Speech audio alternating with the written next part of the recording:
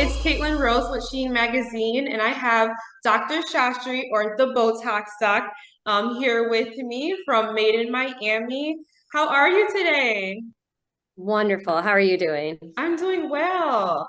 So, Good. before we begin, can you just tell us just a little bit about what you do, about yourself, and the type of work that you do? Sure. So I am an internal medicine physician, but I've been in the aesthetics world since I graduated residency, which was longer than I like to admit. Good, like 10 years. So originally from Chicago, moved down to Miami about now almost 3 years. And I decided to drop primary care because it was crazy and just focus on my passion, which is aesthetics. And so I opened up a little med spa here in Brickell. I offer all the injectables, Botox, fillers, Sculptra, and I do a lot of plasma, which is regenerative medicine. So we do a lot of that for hair regrowth and just for overall, replenishing cells. And I also do some lasers, Morpheus 8, which is popular now. So we do, all of the things. Wonderful. That's awesome. So I wanted to kind of talk about the misconceptions or like the myths of cosmetic procedures, and maybe just you can kind of ease some fears that people may have about it. And we're seeing it, a lot on social media. So what is the difference between Botox and fillers? Because I know sometimes people kind of use that interchangeably, I think. So what would be the difference between those two? So Botox, and there's a few types of Botox, that's just the brand name of it, but it is a neurotoxin. And what it does is that it will temporarily kind of quiet muscle movement down. So those wrinkles you get from raising your eyebrows up or making that angry face or smiling, these crow's feet, that's just from repetitive muscle movement. And so Botox can help quiet those down and kind of smooth out those wrinkles. And that's different from filler. So filler is an actual substance that it's kind of a gel-like form of hyaluronic acid. And that's also a substance that's naturally found in our body. But as we age, we lose some of that. We lose our hydration, we lose volume. And so we use our fillers to kind of plump our faces back up. So you're fixing not wrinkles that come from repetitive movements, but you're fixing kind of deficits that you've lost over the years with that. How long does that last? With Botox, it lasts 3 to 4 months, and that's average. It can last longer for some people, and it can last a shorter amount of time for some people, just depending on how you metabolize it. If you work out a lot, if you sweat a lot, etc., it can last a shorter amount of time. But the general amount of time is going to be 3 to 4 months. So with the Botox, people can do their face with Botox. Is there any other areas where people can utilize the Botox? Yes. So Botox, most common areas are going to be kind of nose up, the forehead, the crow's feet, the angry 11s. So that's kind of what people know about. But we can use Botox in a bunch of other places. Lower face is actually very important to treat because if you treat your upper face for so long and you kind of leave your lower face hang in there, then you see this dysymmetry between upper Mm. face nice, tight, and smooth, no wrinkles, and bottom of your face kind of not. So you can use it on your lower face, on your chin. You can treat TMJ or kind of slim your face over here with the masseter muscle. You can do a bunch of things on your neck, which I do because that definitely ages you. You can, a Yeah. lot of people focus on their face, but when your neck is kind of wrinkly or like not as tight as it should be, it kind of gives your age away. Um, you can treat, excessive sweating, armpits and the Oh, palms, the wow. hands. You can treat migraines with Botox. So you can do a lot of things with it. Does it hurt? What do people usually say about how it feels?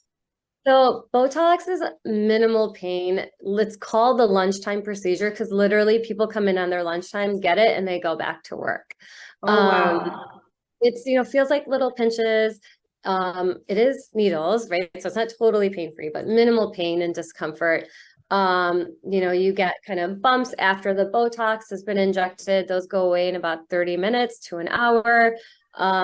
with any injections, you can have bruising and a little bit of mild pain. And that's something I tell all of my patients. And, easy to cover that up the next day. Do people also have like a skincare regimen with the Botox? So with or without injectables, everybody should be having a nice medical grade skincare routine. And so that usually consists of four things. And this is bare minimum, by the way. I would do a moisturizer, make sure you're cleansing your face daily. An SPF always to protect yourself from the sun, which creates all these fine lines and wrinkles that are hard to get rid of, and a retinol at night. So those are our four basic, and I would actually add a vitamin C to that too. So Like a a lot serum? of a serum, exactly. Yes, to help brighten the skin and kind of smooth out any spots that you might have. What are some misconceptions that you hear from different patients that come in, and how would you debunk those to just ease some fears that people may have?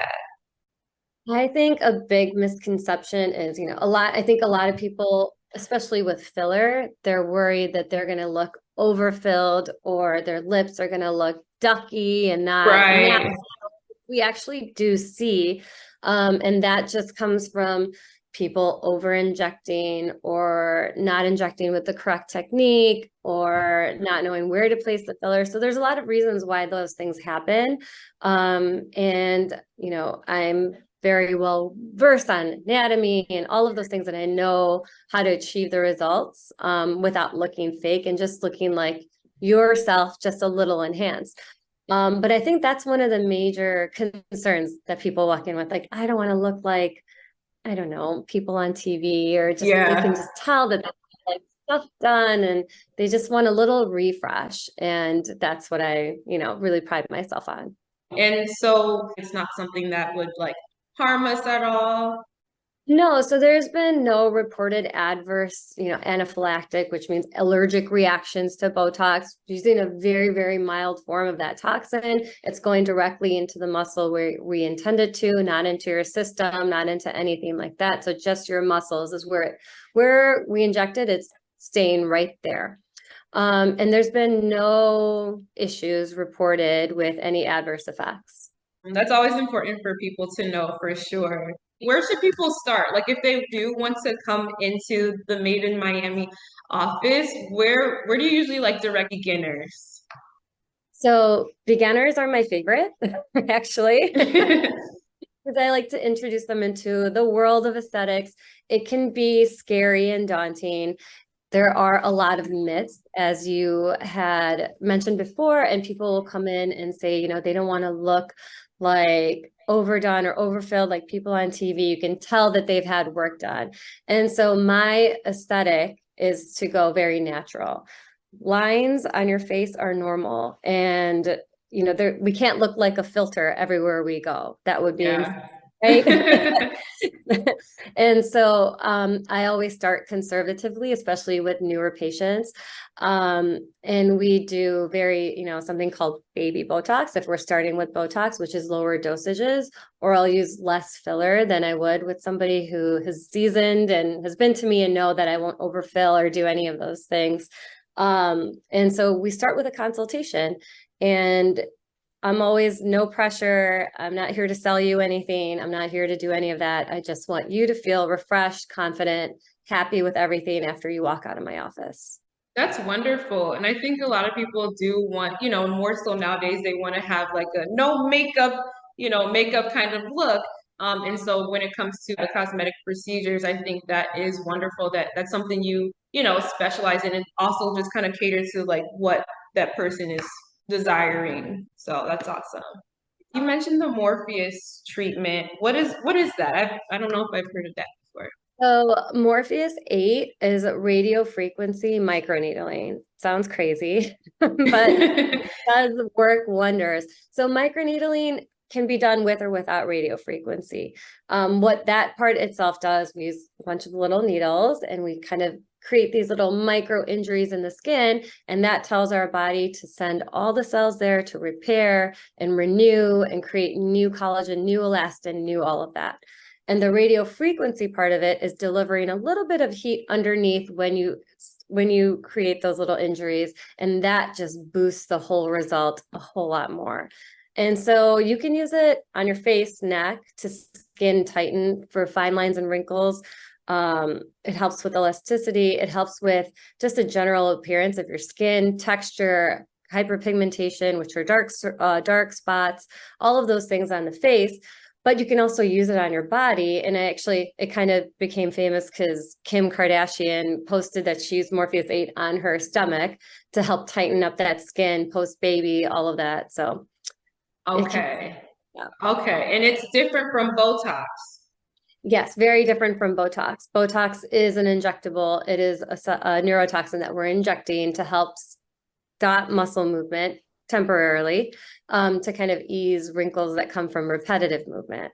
And the Morpheus is just a general tighten your skin, tighten the fine lines and wrinkles, address the things that you can address with injectables. Gotcha. Okay. Gotcha. So would you recommend Botox to like the baby Botox for beginners rather than the Morpheus that's kind of like a, transitioning into that for someone that's a little more experienced with it?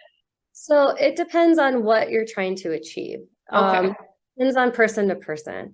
Morpheus is good for everybody. Like that's going to be a treatment that I would recommend to everybody. As we age, we lose volume in our face, and I can help fill that up with fillers and other things.